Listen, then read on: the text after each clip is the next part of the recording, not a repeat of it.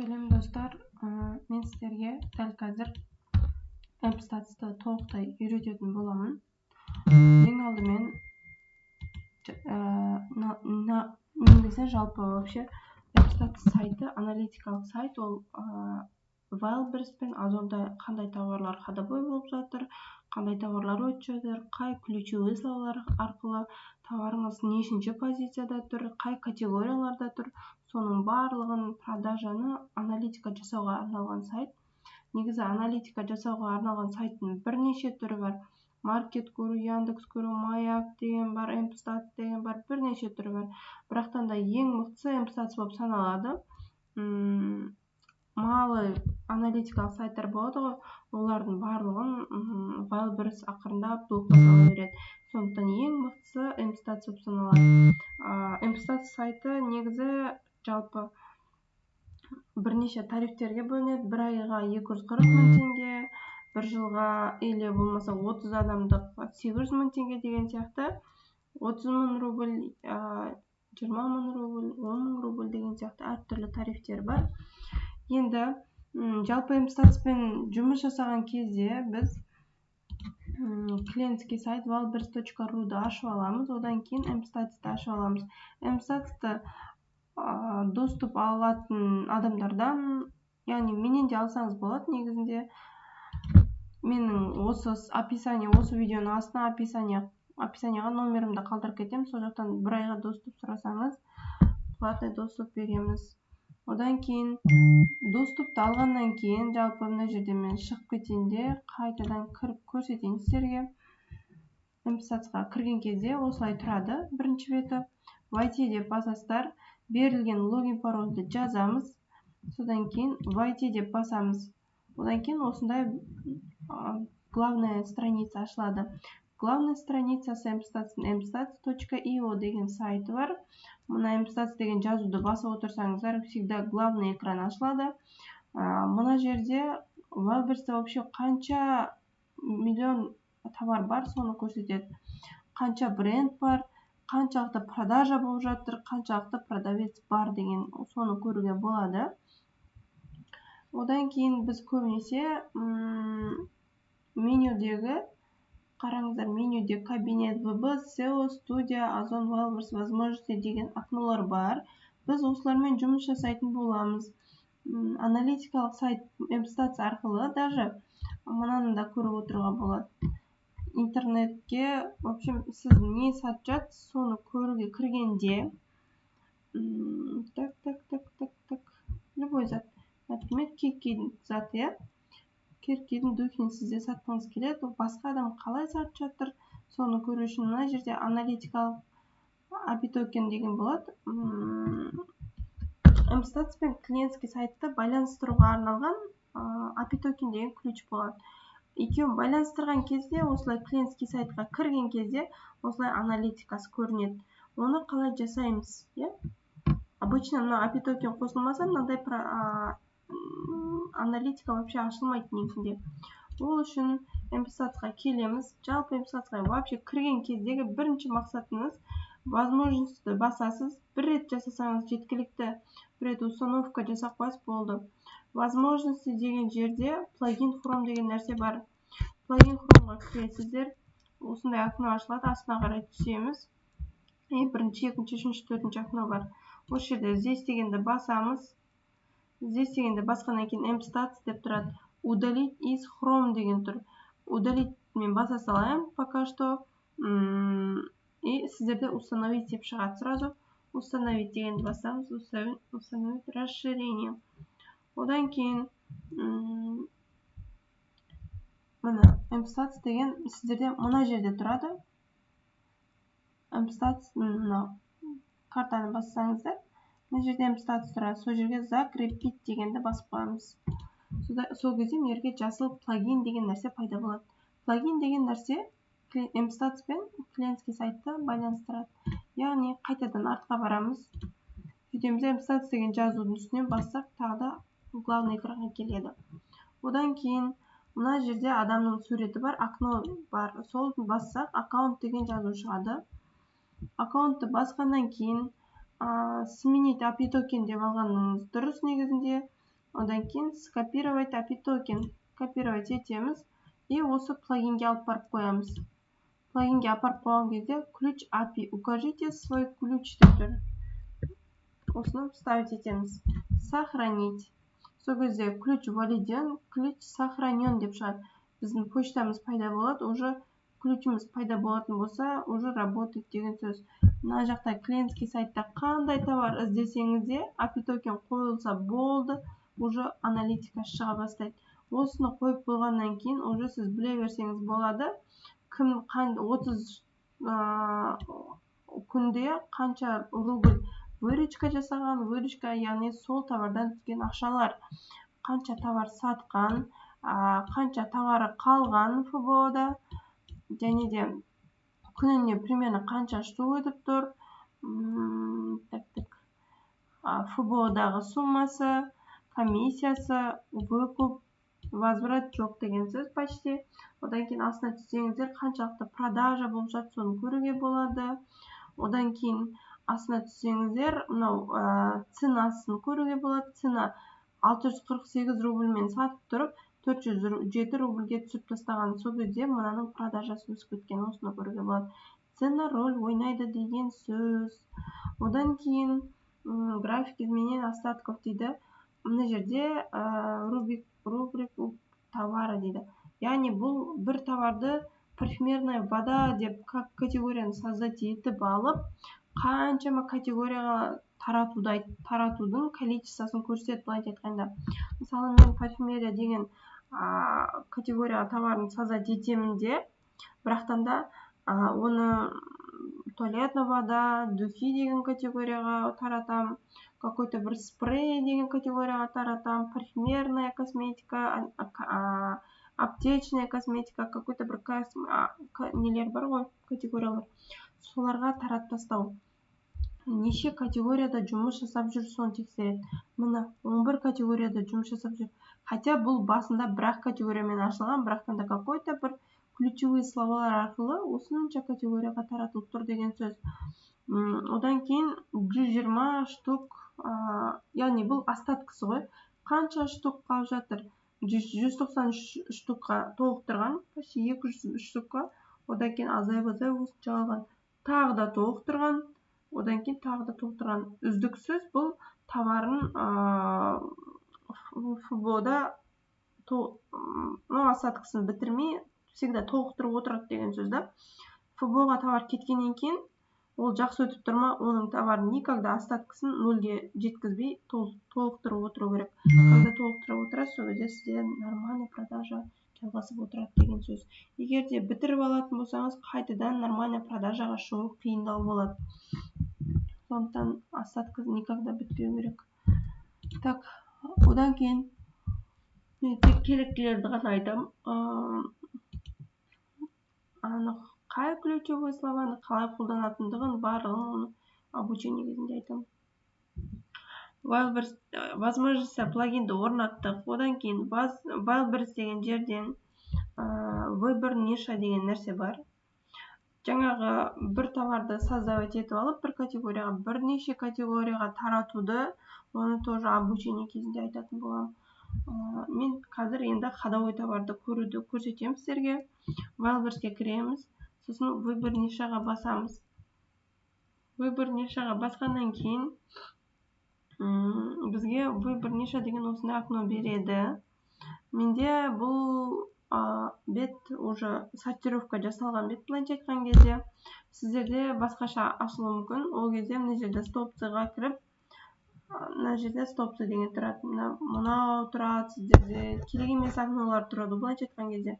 Осыны стопцияға кіріп, осыны керек емес нәрселерін бәрін алып тастайсыздар да.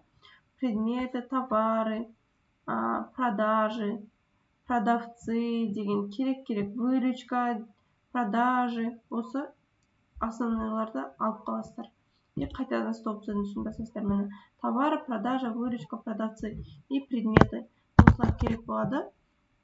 Предметтердің үстіне бір рет басатын болсаңыз, уже немен көрсетеді? Алфавитпен тағы үстін бассаңыз, уже адам бастап көрсетеді. Одан кейін қараңыздар енді. Например, автоиконы дейді. Автоиконы 1460 товар бар берсе дейді. Продажа 1270 штук. Bir айда осы категория бойынша товарлар 1270 штук сатылады екен. 179 адам создать еткен екен осы товардың барлығын, 1460 товарды. И 537 мың выручка жасап жатыр екен рубль. Яғни қараңыздар, продажаны товарға бөліп сайсыздар. Яғни бір адам мынаған бөлген кезде 1270, яғни бір адам бір-ақ штук болсын әрең сатады деген сөз. 1460 адам 1270-ті бөліп тастаған кезде бір адам бір штукты әрең сатады деген сөзді. Сондықтан бұл нишаға вообще кірудің қажет жоқ деген сөз. Яғни бір товар, какой-то бір товар, бір категорияның товары бір айда 30 мың, 40 мың, 50 мың штук жоғары өтетін болса, онда ол ходовой деген сөз. Ол үшін мына жерде көріп тұрсыздар, продажа 2 штук, 4 штук, 1000 штук, 1200 штук.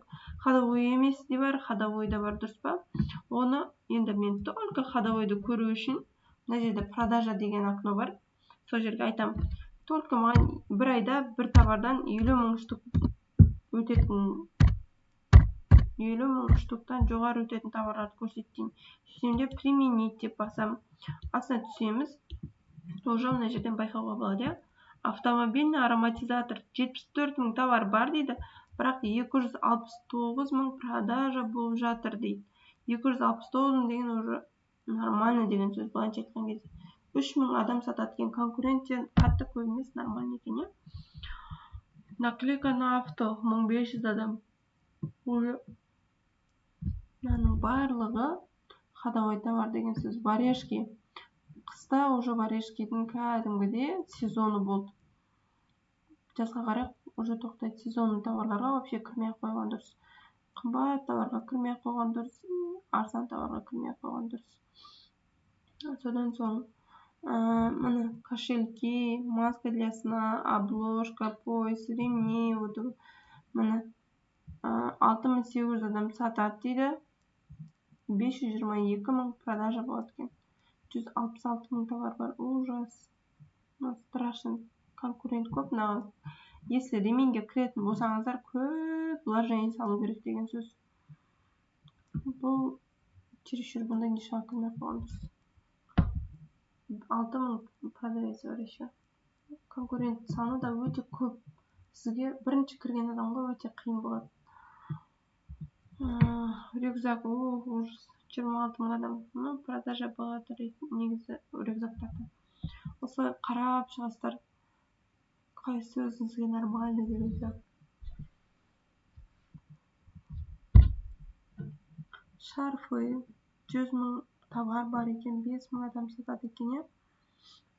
711 адам чехлы для планшет сатады екен. Так, мен көбінесе конкуренттері азы болған да қатты қарайын. Шнурка 1260 адам. Әдемі.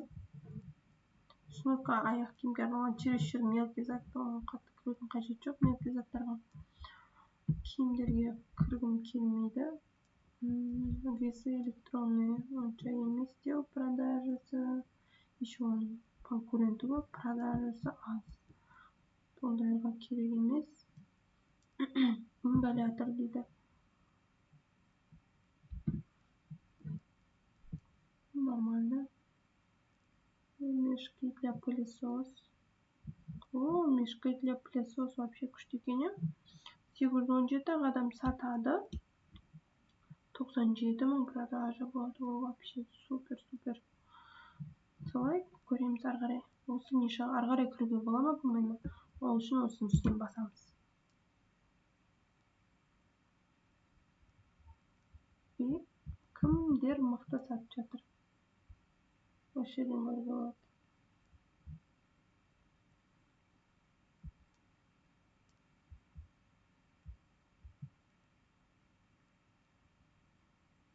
Так, осылар мықты сатып жатыр, короче.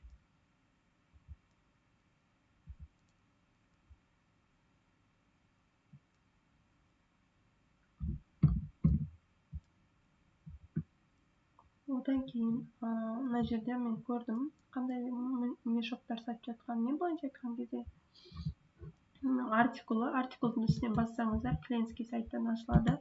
Дәл осы адам қалай сатып жатыр. 1300, яғни 6000 теңгеге сатады екен. Мешки для пылесос Bosch, Siemens деген типтер фирмалардыкіне пылесос. Bir ayda 10.000 штук сатып жатыр. Вообще супер оны. 14 күнде возврат жасауға болады. Товар возвраты бар товарға саналады. Одан кейін екі категориямен жұмыс жасап жүр. Соның өзінде бұның продажасы жақсы. Енді ары қарай көреміз.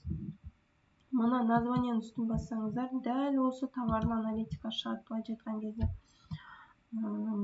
Енді рейтинг карточка 53%. Енді создать етілгенде товар вообще-то 0 болады да. Когда уже трафик жиналады, сіздерге қайта-қайта кіресіздер, позиция жоғары көтеріледі, заказ пайда бола бастайды, көбейеді, заказ көбейген сайын потом уже рейтинг көтеріле бастайды, былайша айтқан кезде.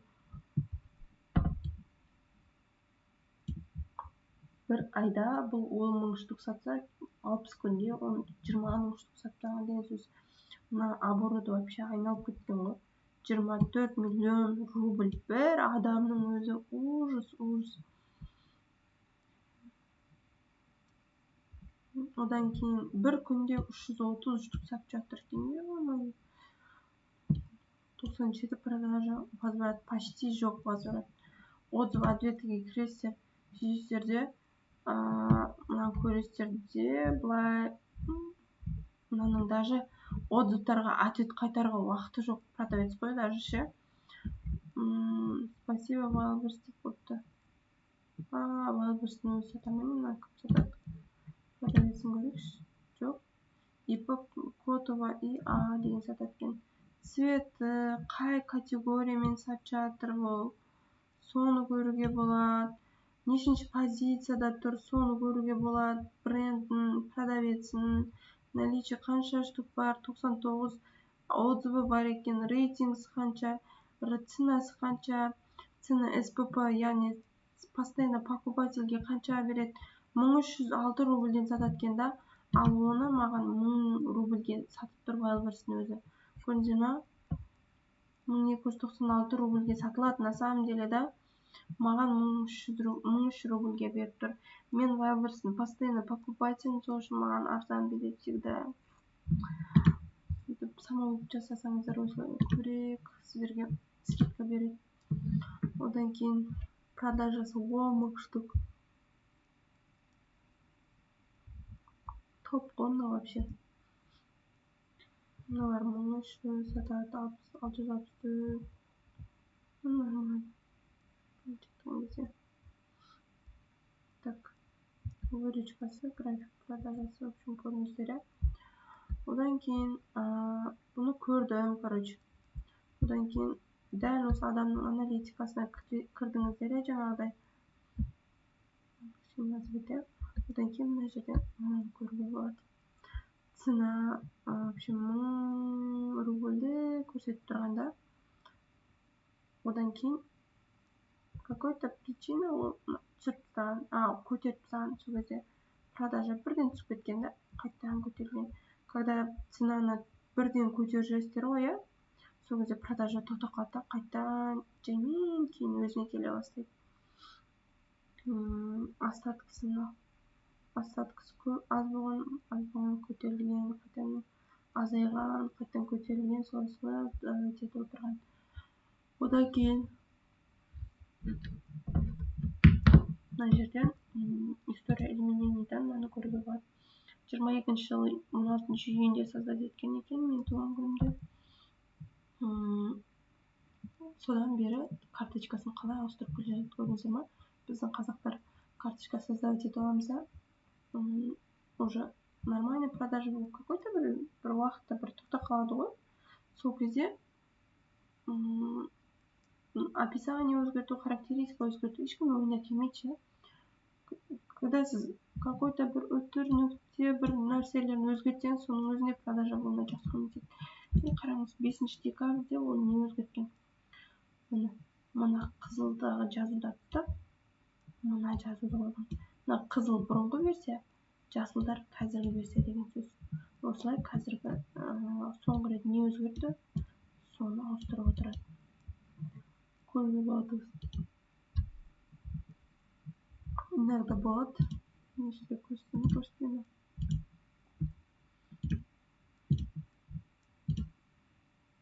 Міне, 16-шінде не өзгерткен?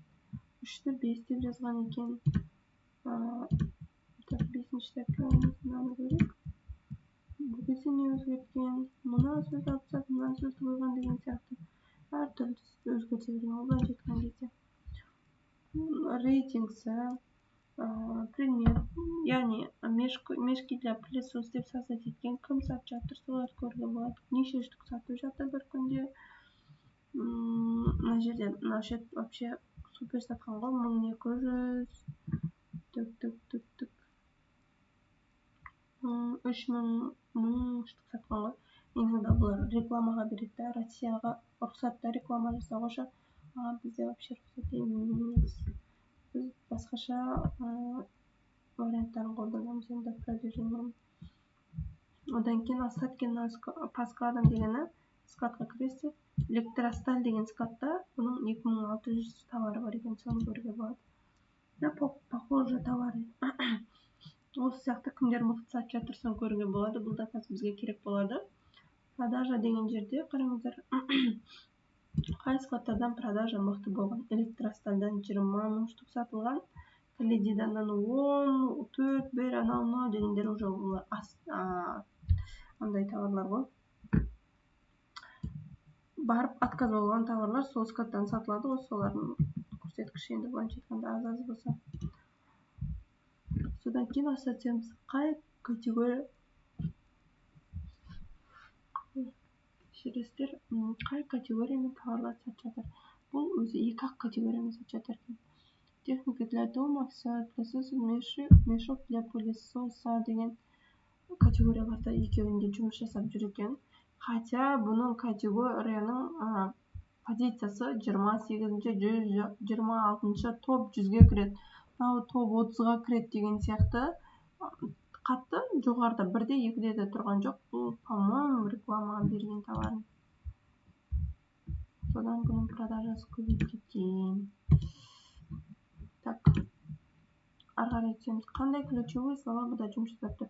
Мешки для пылесоса деп жазған кезде 41 000 адам іздейді, ол кезде бұл 24-ші орында тұр.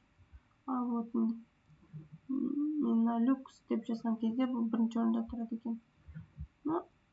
Мынау бар ғой, 377 000 бағана Меналюкс деген. Мынаушы 508 адам іздейді, яғни бұл низкочастотный ключевой словада 1-ші орын болып тұрдашы. На самом деле высокочастотныйларда ол 25 топ 30-ға кіріп тұр ғой. Нормально. Осының өзінде нормально продажа болып тұрсеңіз. Осылай аналитика жасауға болады. Одан кейін